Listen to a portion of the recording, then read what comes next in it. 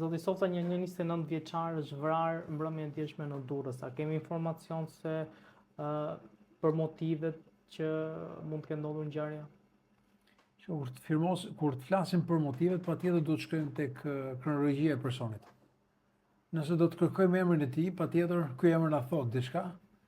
që është i përfshirë në aktivitetet paligjshme, kryesisht me trafikimin e lëndëve narkotike, dhe kjo është një ngjarje që na kthen në kohë në disa vite më parë, në 2015, kur është bërë dhe një arrestim i tij për një trafikim të lëndëve narkotike, kryesisht në një operacion që është bërë në veri të vendit, në Kukës, ku bashkë me disa njerëz të ardhur nga Kosova është arrestuar në kuadrin e operacionit Jupa 1, mos gaboj, kur është person thash me këto precedent.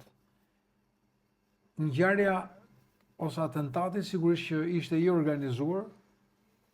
Fakti që janë përfshirë mjete dhe njerëz tregon që qëllimi ndaj tij nuk është një çështje ordinare, nuk është një çështje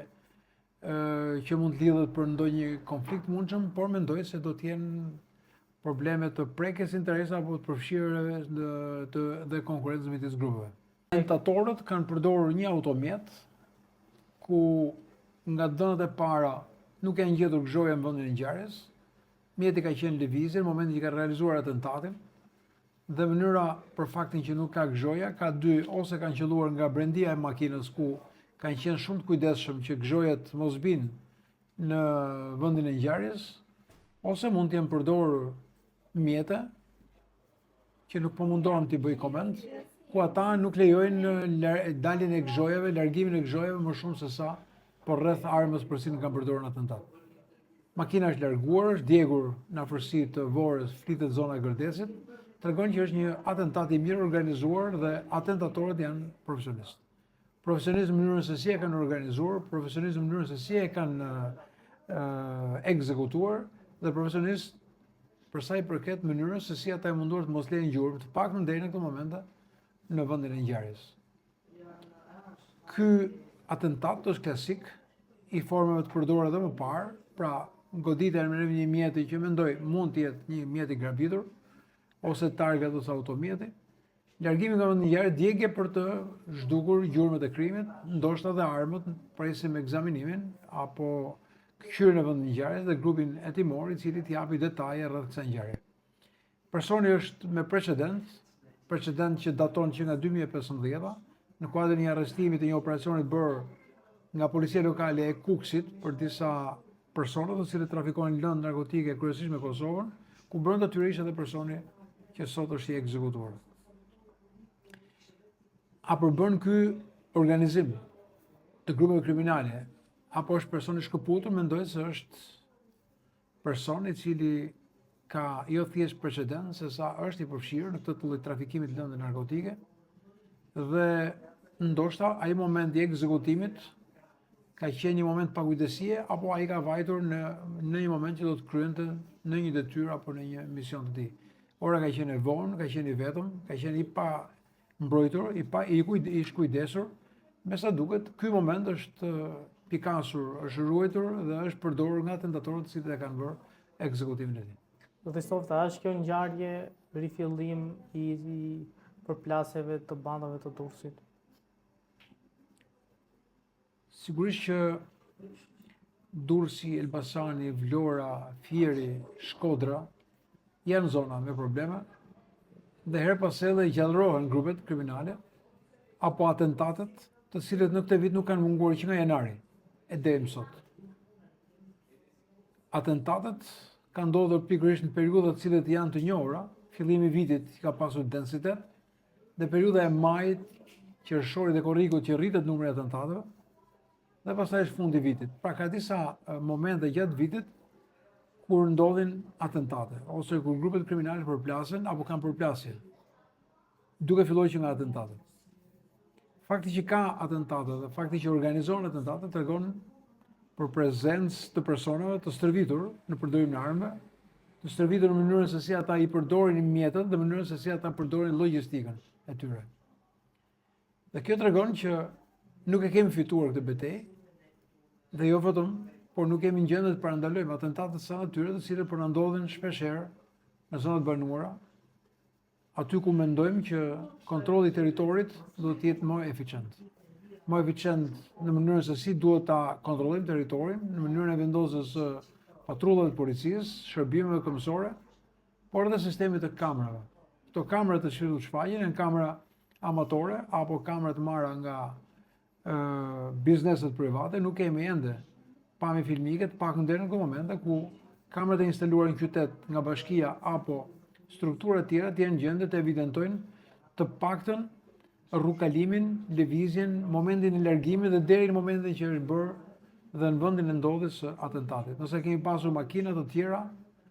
të cilët kanë qenë shoqëruese apo do kanë qenë të parë përgatitur dhe kanë pritur aty ku ata e kanë planifikuar vendin e djegjes mjetit. Pse pikërisht ajo zonë që tregonte një herë që rrethi i personave që e kanë organizuar dhe e kanë mbyllur këtë operacion fshihet nga fushkruja dhe zona e Durrësit. Ky është vendi i zonës së organizimit të tyre që tregon që këto organizime dhe këto grupe kriminale vazhdojnë të jenë të forta. Zoti Softa, ka pasur një kërcënim ndaj presidentes të Kosovës, Vjosa Osmani, e cila ka bërë me dije që në emailin e saj ka ardhur një email në formë kërcënimi. A duhet marrë seriozisht së pari ky kërcënim dhe së dyti, cilët janë masat e sigurisë që duhen konsideruar në momentin që ndaj një kreu shteti vjen një, po themi, mesazh kërcënimi? Nuk po flasim për qytetarë zakonshëm dhe ajo duhet marrë seriozisht, por ne po flasim për institucionin më të lartë të një vendi, Presidentin e Republikës. Mesazhi ndaj saj në postën e saj elektronike nuk është një sulm apo një presion ndaj individit Vjosa Osmani, por është një sulm ndaj institucionit Presidentit të Republikës. Dhe si tillë duhet vlerësohet shumë, duke kërkuar rreth parë një hetim që do të kërkojë sipas këndvështrimit tim dhe analizës time IP-ja, serveret që janë përdorur, gjuha e shkujdesur apo jo, dhe nëse këto element dalin përtej kufive të Kosovës, do të kërkojë futjen në lojë dhe të Interpolit dhe strukturave tjera. Sepse mund të jenë faktorë brendshëm, politik, konkurrenca, mund të jenë probleme të pasqyrimit të grupeve dhe të konkurrencave politike, por mund të jenë dhe persona, grupe kriminale, mund të jenë militantë, mund të jenë ndoshta edhe diçka banale, njerëz të smur nga pikpamje mendore, të cilët mund të përdorin këto mesazhe të natyre. Por sidoqoftë retorika politike që i nxit ata, dhe kjo duhet vlerësohet në dy plane, duke parë jo thjesht vetëm institucionin, por rolin e saj, shumë aktiv pro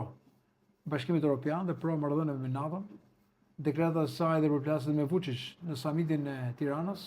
por jo vetëm, zëri i saj i fortë, një zë shumë dominues, që ka kërkuar me shumë kurajo në të gjitha institucionet përfshirë dhe samitin e Tiranës, ku ka kërkuar heqjen e sanksioneve dhe masave ndaj Kosovës, dhe duke thënë që ata të cilët vizitojnë Moskën dhe takojnë Putin, nuk ka masa represive ose masa të tilla siç ka ndaj Kosovës. Është një moment që mendoj nuk duhet të neglizhohet, por jo vetëm aq, por duhet të ketë, meqense mund të jetë e përsëritur dhe ka dhëna që është e përsëritur, duhet të ketë transparencë. Transparencë ndaj publikut dhe ndaj mediave lidhur me këto mesazhe. Gjuha e përdorur është në gjuhën shqipe dhe mund të jenë faktor brenda apo jashtë Kosovës, kjo ka shumë rëndësi. Gjuha nuk është e thënë se çfarë ajo ka, por qëllimi që ajo ka. Dhe është luftë edhe ndaj një kurajo të një gruaje në politik, kur roli i gruas dhe roli i saj dominant në këtë lloj politike është shumë domethënës. Sa delikat është ky kërcënim ku vjen momentin që Kosova prej disa javësh nuk po ja del tot që të krijojë, të konstituojë kuvendin e Kosovës, pra të zgjedhë kryetarin e kuvendit, e më vonë të zgjedhë edhe kryeministri. Në këtë momente që nuk ka një politik të një kontakti të drejt për drejt me kryeministrin e Kosovës, ish kryeministrin ose kandidatin e forcës politike, zotin Kurti. Dhe këtë rol dhe këtë lloj komunikimi po e bën presidentja e Republikës Kosovës, Vjosa Osmani, Dhe madje duhet kujtojmë atë moment kur ajo takon dhe shefin e NATO-s dhe ai bën një kompliment duke thënë është presidenti ime e preferuar. Janë mesazhe jo komplementuese ndaj një femre, po janë ndaj rolit të saj aktiv, por dhe vendit që ajo ka, ose ata pranojnë dhe e kërkojnë në mënyrë diplomatike që një rol i tillë dhe një rol të tillë ne kërkojmë që të kemi për të dialoguar me leadershimin politik të Kosovës. Sigurisht kjo lloj amullie, vonesë në krijimin e institucioneve të Kosovës është jo pozitive. Jemi në kohën kur kërkohen më shumë njohje ndaj shtetit të Kosovës, kur kërkohet një rol shumë të rëndësishëm i qeverisë së vendit, kur kërkohet më tepër se kur një stabilitet politik, kur sigurisht që stabiliteti i Kosovës është shumë dominant në një moment që ka një turbulencë politike në Serbi, kur Serbia është përfshirë nga trazirat e saj, kur lufta e Ukrainës ka marrë një vëmendje ndërkombëtare dhe një përqendrim ndaj shurjes së saj, por dhe shpërndarja e vëmendjes për të krijuar konflikte të mundshme në Kosovë, në Bosnjë Hercegovinë dhe vetë Serbia mund të jenë shmangi nga vëmendja e pamundësisë zgjidhjes krizës. Në këtë moment Kosova është e dobët për shkak të mungesës së krijimit të institucionit të saj. Një ngjarje, po themi, që mund të kishte përfunduar në ngjarje tragjike ishte një moment ku një polic u fut në mes për të ndarë disa qytetarë ku po ziheshin njëri me tjetrin dhe momente sipër njëri nga qytetarët ka marrë armën e policit duke shkaktuar panik. A mund të na thoni pak veprimet, pra si duhet të reagojë një polic kur ka ngjarje të tilla? E para është një kurajo e punësit të policisë që ka qenë aktiv në momentin e krijimit të një konflikti për të ndërhyrë, për zgjidhjen apo për të mos agravuar pjesën e konfliktit. Por edhe një pakujdesi, sepse në raste të tilla kur ka konflikte, një punës me uniformë nuk mund të ndërhyjë dot në mënyrë të menjëhershme duke kërkuar në radhë parëndim nga forcat e policisë, duke kërkuar një makinë, shtesë, forca të afërta që mund të vinë për të ndihmuar, sepse rasti i vetmuar i ndërhyrjes solli këto pasoja, marrja e armës dhe mundësia e përdorimit dhe kthimit në një tragjedi. Dhe nuk mund të jetë një punës me uniformë të përleshet në atë formë, të rrëzohet në rrugë në sy të qytetarëve, ku her pas here mund ta ul atë, e para rrezikon jetën e punës së policisë, dhe e dyta e ul personalitetin se ja si e degradoi dhe ja si përfundoi në një lloj mënyre që nuk është e dëshirueshme të mendosh që ishte në rrezik e sipër përdorimi i armës nga qytetarët. Kjo është një kamban alarmi për gjithë ata punonjës të cilët duhet të kërkojnë edhe një herë rastet e ndërhyrjeve, veprimet e tyre, mbajtja e armës, kujdesin ndaj saj dhe mënyra e bashkëveprimit në rastet e një situate ku duhet kërkohet ndihmë dhe mënyra se ku duhet vendosen dhe të sinkronizohen strukturat policore që të mos veproshë vetëm, sepse në atë moment që ai u përfshi në një konflikt, mund të ishte edhe një lojë apo një skem e organizuar për të rrequr vëmendjen nga diçka tjetër. Prandaj nuk e dim, pavarësisht se ai ishte një konflikt dhe polici ndërhyr, por raste të tilla mund të shërbejnë kur ka për të bërë një aktivitet caktuar kriminal, mund të krijojnë konflikte që të rriqet nga vëmendja e punojësit nga detyra që ka për të realizuar skema të tjera. Prandaj duhet të jenë shumë të instruktuar, dhe duhet të jenë shumë të vëmendshëm dhe duhet të jenë patjetër të mbështetur dhe kurrë mos veprojnë vetëm. Zoti Softa, a duhet që polici i cili del në publik, pra që shfaqet, të mbaj armë dhe a duhet vetëm të mbaj vetëm armë apo duhet të mbaj dhe